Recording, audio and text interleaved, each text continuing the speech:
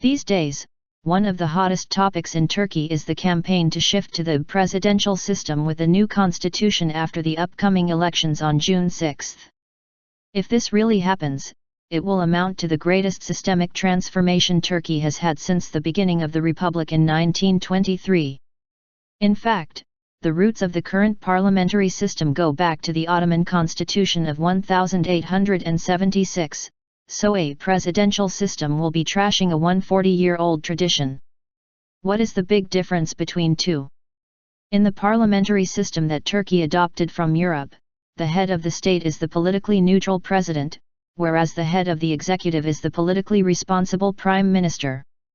The presidential system is rare among democracies, and is known to work well best in the United States, whose political history and culture is quite unique.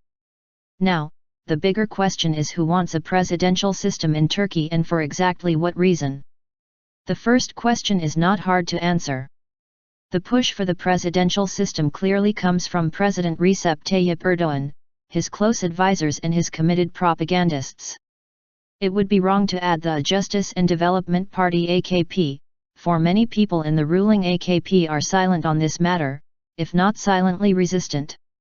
Prime Minister Ahmet Davutoğlu, too, does not seem terribly enthusiastic about this great transformation, which would practically dissolve his office. In fact, no one with a clear mind doubts that we are discussing the presidential system simply because Erdoğan wants it. No one also doubts that if the presidential elections of last August were won by not Erdoğan, but one of his rivals, such as Ekmel Dinçinoğlu, the discussion would simply not exist. So, let's come to the second question: why exactly does Erdoğan want a presidential system? One answer given by both him and his advisors is that this system will be more efficient. Erdoğan recently complained that the current system is bad because it is double-headed. What he meant was the diversification of powers between the presidency and prime ministry. The implication is that he wants to combine both offices under a super-presidency. Yet being the sole master of the whole executive is not the only matter here. In Turkey's electoral system, and political culture, that super-president would control the legislation, i.e., the parliament, too, as long as his party wins the majority. So, you would have a super-president that will have full control over both the executive and the legislative branches of the government. But would this be enough? Of course not. Erdoğan recently complained that he feels chained by the current system in Turkey, and pointed to the judiciary as one of his chains. As an example, he pointed to a case where he appointed someone to an executive position at the TRT, the state TV, but a court annulled the decision.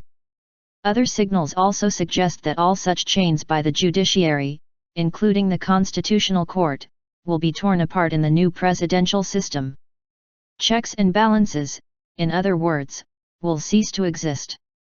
Meanwhile, autonomous institutions such as the central bank, which Erdoğan bashes almost every week for not listening to his guidance, will probably be tied to the super-president. Add to this all universities, whose heads are already appointed by the president. Also add the media, where a steadily growing segment is directly controlled by Erdoğan. The result, indeed, will be a very, very unchained presidency.